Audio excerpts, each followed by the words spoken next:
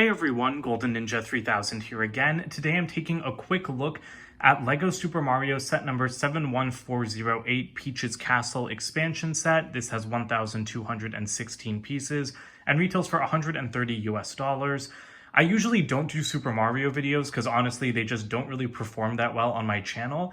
But on this channel, I like talking about LEGO sets that I like, and this one has actually really surprised me. I bought it because it's Peach's Castle and it seemed like a cool playset, but I was actually really impressed by the functions, and so I wanted to show it off to you guys because I think it's definitely worth talking about. Because this is a quick review, we'll start out by taking a look at the characters, and then I'll go into the functions and what I like most about the set. I've already taken a look at the LEGO Peach figure in another video where I talked about how creepy and demonic she is. She is really interesting. I do really like that we're getting Peach-themed sets, but yeah, she's a little bit scarier, I think, than Mario and Luigi. This is my very first Toadette, which I'm very happy about. She did come in a set in 2020 that I never got, but I think that she's a pretty interesting build, and I was surprised to find out that her torso is actually red and not pink, although they could still print those pieces a little bit better. And then I believe this guy is Ludwig of the Koopalings, if I'm correct. He is one of my favorites in the games just because he's so irritating, and he's also really funny looking with his giant hair. And this is a pretty clever, it is a pretty clever build. I was really happy with how they did his hair, and he looks suitably strange. And again, we'll take a look at all of the functions soon. And then lastly, we've got Bowser. There's a couple smaller enemies that we'll look at when we get to them inside, but this is the same exact build as Bowser from Bowser's Castle. And I think he looks really good still. It's been a while since I built the Bowser's Castle set, and I never did a video on it. But this is a pretty good minifigure scale rendition of him. Or not minifigure scale, but like Mario figure scale rendition. Although, of course, it does not hold a candle to the giant direct-to-consumer Bowser, which I will have a review on very soon. There are three main parts, like kind of sections that you build to this set. You've got what I like to call the front yard in front, as you can see. Then we've got the castle walls, which look pretty good. And then at the back, we've got like the main area of the castle. So in the front yard, we do have a new start pipe with Peach's crown printed on it, and it is in yellow, which is really, really awesome. I love these LEGO pipe pieces, and so when you put Peach in there, it does start the timer. You get 80 seconds, which is more than what you get for a standard level. And as you can hear, she does play like the Princess Peach music, which I think is a really nice touch. It's very calming for like a kind of boss battle set. And then you've got some nice tree builds, and then you can bring her over to Toadette, and you can see that Toadette is on like a raised up bridge, and for some reason you're supposed to like push it down, and then Peach can say hello to her and get some coins. I don't really get the point of that feature, but like I guess it's cool. And then she's supposed to come over here, knock Ludwig off of his little like cloud thing, which isn't even secured. You can pull that out pretty easily. And then I think he takes like 6 hits to defeat. Sorry, I was getting really annoyed at having to talk over that music, even though I think it is pretty nice. But yeah, so that function works out well. I also forgot to mention I do like Ludwig's blue shell, but this is definitely the least interesting part of the set. So please just stand on your cloud or not. So what I'm going to do now is I'm just going to lift this entire thing up, and you can like break this apart in a couple of easy sections, and then we are going to move into the actual castle itself. Peach's Castle is an absolutely iconic location in the Mario games, and I think that this set has captured it very, very well. I really like the rounded shapes that LEGO has achieved here, and I mean, these kind of turrets are why I even wanted to make a video on the set. I'm a big castle person, I'm a big turret person. Like, you slap a turret on a house and I am in love. And LEGO has made brand new like turret roof pieces just for this set, and they are amazing. Oh my god, I love this piece so much. This to me is like one of the coolest new LEGO pieces in years. And LEGO's made a lot of cool pieces, but it's like matte molded, like as in the texture is like matte. It's molded with like all of these roof shingles. It looks incredible. I cannot wait to see this in different colors. I hope they use this on the Harry Potter sets. I just love this piece so much. And then on top, it's like, there's another interesting new piece, speaking of new molds. This is like a 1x2 jumper tile that is super interesting to me. And I mean, hey, it works really well. I don't know if we needed a whole new piece for it, but it's really cool that LEGO made that. And the castle walls just look good. Like, I love how built up these windows are. This Like, what I like about the big Super Mario sets is that they are more built up than the regular ones. You know, like you have actual structure here. This can be displayed and not just played with, even though obviously it is still first and foremost a playset. Even like the crenellations here with like the smaller roof pieces, again, the windows, the rounded edges, even like these kind of rocket pieces being used upside down, those are all great building techniques, and the plants really add a nice splash of color. You do have these big wooden doors, and Peach can actually move through them, so here we'll just have her open them a little bit. It's not very stable, like any of these connections, which does like kind of suck because it makes it very hard to turn around while I'm filming. But let's go ahead and spin it around to the other side. Before we do though, I did want to point out that these walls can actually angle. So you can have them like kind of fold in around the sides. And I like that because it offers, again, just like more display options. I just disconnected this whole section from the back and turned it around so we can get easier access. I really love the printed tile that's kind of like in the entrance hall here, which I will bring up to the screen to show you guys a little bit better.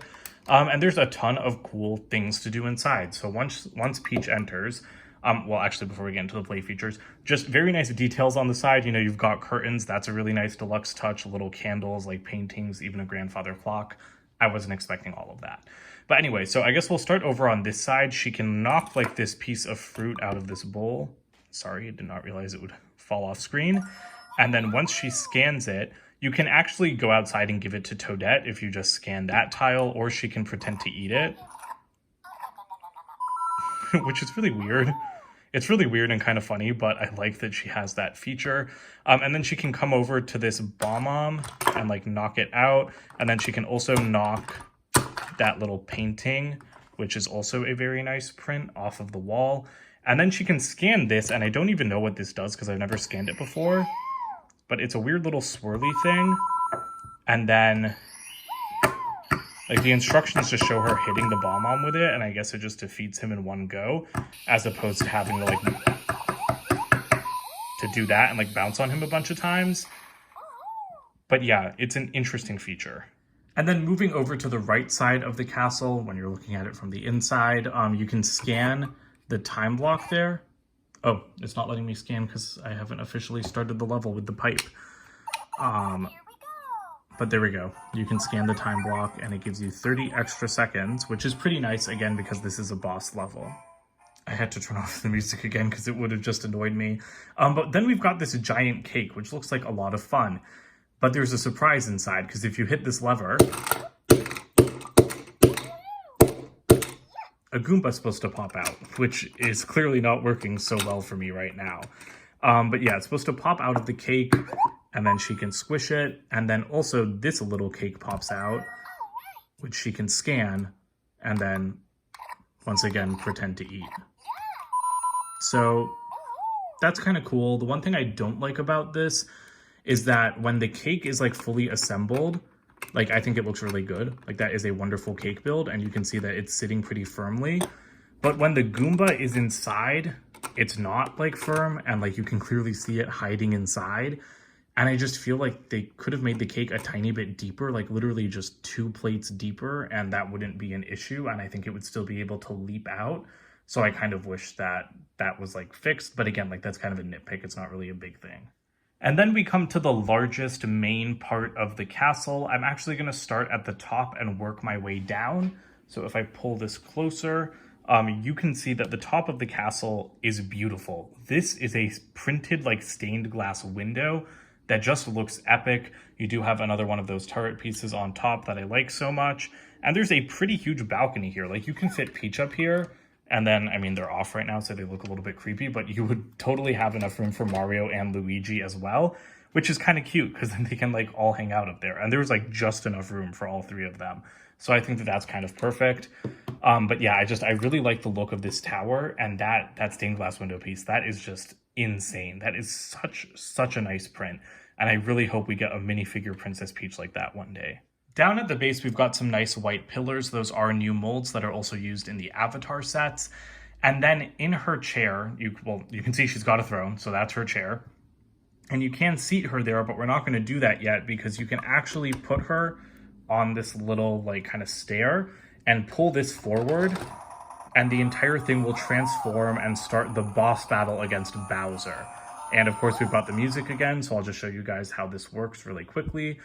You can hit one of these levers, come on, and it'll like knock him off, and then you get access to his scanner. And then he needs 10 hits to defeat. And then once you're done with that, you can push that forward and then seat her on the throne.